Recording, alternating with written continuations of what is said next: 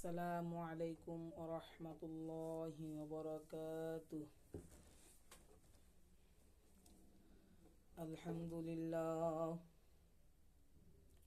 আলহামদুলিল্লাহি নাহমাদুহু ওয়া নাস্তাঈনুহু ওয়া নাস্তাগফিরুহু ওয়া নাউযু বিল্লাহি মিন শুরুরি আনফুসিনা ওয়া মিন সাইয়্যাতি আ'মালিনা। من يهد الله فلا مضل له ومن يضلله فلا هادي له ونشهد أن لا إله إلا الله وحده لا شريك له ونشهد أن سيدنا وسندنا وحبيبنا وطبيبنا وقلبنا وغل الذين آمنوا ربنا إنك رؤوف رحيم। আল্লাহ তাআলা বলিয়াছেন, এ মুসা জোহরের নামাজ পড়ে গেল তোর পাহাড়ে যায় আল্লাহ তাআলাকে বলল, এ আল্লাহ, তোমাকে দেখতে চাই। আল্লাহ বললেন, মুসা, আমাকে তুমি দেখতে পারবা না। মুসা নবী তো আপনারা সবাই জানেন অনেক জেদি ছিল। মুসা নবী তো জেদ ধরলো, ওরে আল্লাহ গো, ওরে মাবুদ গো, আমি আপনাকে দেখতে চাই। আল্লাহ তাআলা এক চারির গোড়া দেখাইলো। মুসা নবী তোর পাহাড় পুড়ে ভেঙে উল্টে পড়ে গেল। কিছুক্ষণ পর মুসা নবী উঠে বলল, এ আল্লাহ, আমি আপনাকে দেখতে পারবো না। এ আল্লাহ, আল্লাহ গো, আমার থেকে এই পৃথিবীতে জ্ঞানী ব্যক্তি কেউ নাই। আল্লাহ বললেন, তোমার থেকেও এই পৃথিবীতে অনেক বড় জ্ঞানী ব্যক্তি আছেন। মুসা নবী বলল, সেই জ্ঞানী ব্যক্তিটাকে? আল্লাহ তাআলা তাকে একটা গটির মাছ দিলেন।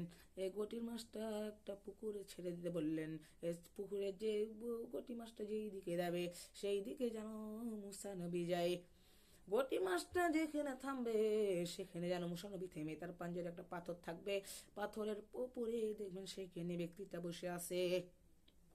মুসা নবী বললেন, আচ্ছা, আমি যাচ্ছি। মুসা নবী যেতে যেতে যেতে যেতে দেখলেন গটির মাছটা হারিয়ে গেল। মুসা নবী তো বুঝার কোনো কায়দা নাই গো, তার পাঞ্জরে সেই পাথরের উপর জ্ঞানী ব্যক্তি বসে আছে। তার পাঞ্জরে সেই জ্ঞানী ব্যক্তি বসে আছেন। সেই জ্ঞানী ব্যক্তির কাছে জিজ্ঞাসা করলো, আপনি সেই জ্ঞানী ব্যক্তি? তাকে দুইটা প্রশ্ন জিজ্ঞাসা করলো, সেই প্রশ্ন সঠিক উত্তর দিয়ে দিল।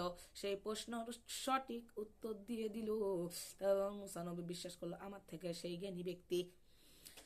জ্ঞানী মুসা নবী যা ধরলো, আমি সেই জ্ঞানী ব্যক্তির কাছে থাকতে চাই। জ্ঞানী ব্যক্তি বলল, আমি এমন জায়গায় যাব তুমি সেই জায়গায় যেতে পারবা না।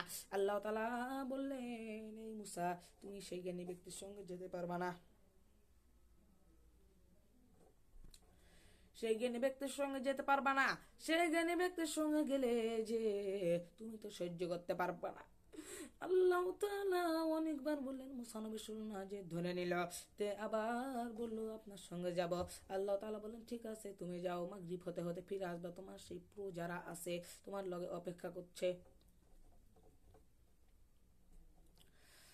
মুসা নবী তখন সেই জ্ঞানী ব্যক্তির সঙ্গে হাঁটতে লাগলো। হাঁটতে হাঁটতে একটা নৌকা পার হওয়া, নদী পার হচ্ছিল। একটা নৌকা ছিল, সে নৌকাটা ভাঙ্গা নৌকা, যেটাকে আমরা বলি ভাঙ্গা নৌকা।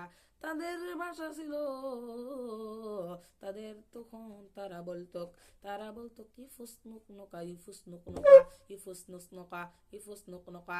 তারা বলতো, আমরা বলি কি, তারা বলে কি, ওরে আল্লাহ গো, আপনারা কেউ তো ভালো নাই।